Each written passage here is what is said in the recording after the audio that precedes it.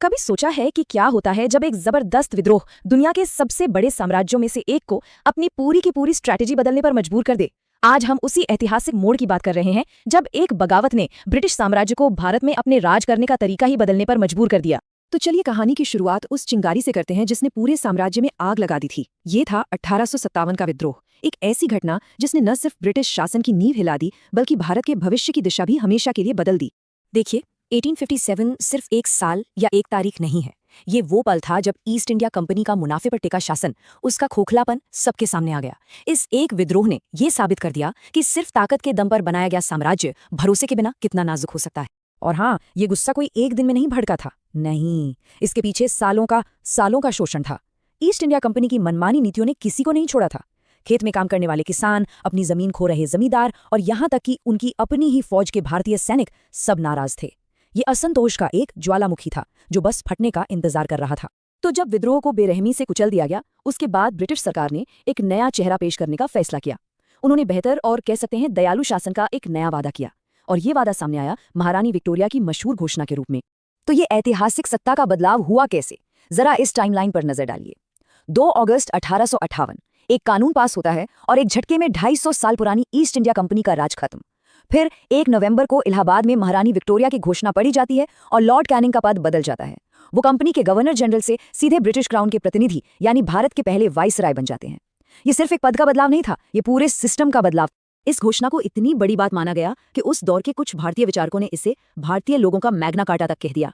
अब देखिए, Magna carta Britain के इतिहास का वो दस्तावेज है जिसने राजा की शक्तियों पर लगाम लगाई थी। तो इसे ये नाम देकर एक उम्मीद जागी थी कि शायद अब भारत में भी मनमाने शासन का अंत होगा और अधिकारों का एक नया दौर शुरू होगा। तो क्राउन ने वादे क्या किए थे? असल में हर उस चिंगारी को बुझाने की कोशिश की गई जिससे 1857 की आग भड़की थी। कहा गया कि अब और राज्यों पर कब्जा नहीं होगा ताकि राजा महाराजा शांत रहें, धार्मिक मामलों में कोई दखल नहीं देंगे ताकि लोगों की आस्था को ठेस न पहुंचे, और कानून के सामने सब बराबर होंगे, यहाँ तक कि सरकारी नौकरियां भी सभी लायक भारतीयों के लिए खोल दी जाएंगी। सुनने में तो ये एक बिल्कुल आदर्श राज की शुरुआत लग रही थी, है ना? लेकिन सवाल तो यही है, क्या ये वादे ही पूरी कहानी थे या इस उदार चेहरे के पीछे कोई और ज्यादा गहरा मकसद छिपा हुआ था? तो चलिए अब जरा पर्दे के पीछे झांकते हैं। ये जो सुधार थी ना, ये एक खूबसूरत तोहफे के डब्बे की तरह थे, लेकिन अंदर नियंत्रण की एक लोहे की जंजीर छिपी थी। असल मकसद शक्ति देना नहीं बल्कि उसे और मजबूती से अपने हाथ में रखना था। जरा इस आंकड़े को देखिए, ये सच में हैरान करने वाला है। विद्रोह से पहले कंपनी की फौज में हर 10 में से लगभग 9 सैनिक भारतीय थे, 86%। इससे साफ पता चलता है कि ब्रिटिश साम्राज्य अपनी ही प्रजा पर कितना ज्यादा निर्भर था, और यही निर्भरता 1857 में उनके लिए सबसे बड़ा खतरा बन गई। और 1857 के बाद इस निर्भरता को खत्म करने के लिए सब कुछ बदल दिया गया। पील कमीशन ने एक नया फॉर्मूला दिया जिसका औसत अनुपात इस चार्ट में दिख रहा है। हर एक ब्रिटिश सैनिक पर करीब 2.5 भारतीय सैनिक। ये एक सीधा सा हिसाब था ताकि भविष्य में भारतीय सैनिक कभी भी इतने ताकतवर ना हो सके कि फिर से विद्रोह करने की सोच भी पाएं। यहीं पर वादे और सच्चाई का फर्क साफ दिखता है। एक तरफ घोषणा में भारतीयों और यूरोपियों के लिए समान व्यवहार का वादा था, दूसरी तरफ सेना में भारतीयों को जानबूझकर ऑफिसर रैंक से दूर रखा गया। और सबसे बड़ी बात, तोपखाना यानी आर्टिलरी पूरी तरह से यूरोपियन कमान के हाथों में दे दी गई। तो फिर बराबरी कहाँ थी? प्रशासन का ढांचा भी बदला गया और अब सत्ता का केंद्र दिल्ली या कलकत्ता नहीं रहा बल्कि हजारों मील दूर लंदन बन गया। सबसे ऊपर ब्रिटिश क्राउन, फिर लंदन में बैठा भारत का मंत्री, उसके नीचे भारत में वाइसराय और फिर उनकी परिषद। मतलब हर बड़ा फैसला अब लंदन से होना था। भारत को अब एक रिमोट कंट्रोल से चलाया जा रहा था। हाँ, नाम के लिए विधान परिषदें बनाई गईं जिनमें कुछ भारतीयों को भी जगह दी गई, लेकिन सबसे अहम बात यह है कि वाइसरॉय के पास पूरी वीटो पावर थी। मतलब वो परिषद के किसी भी फैसले को एक झटके में रद्द कर सकते थे।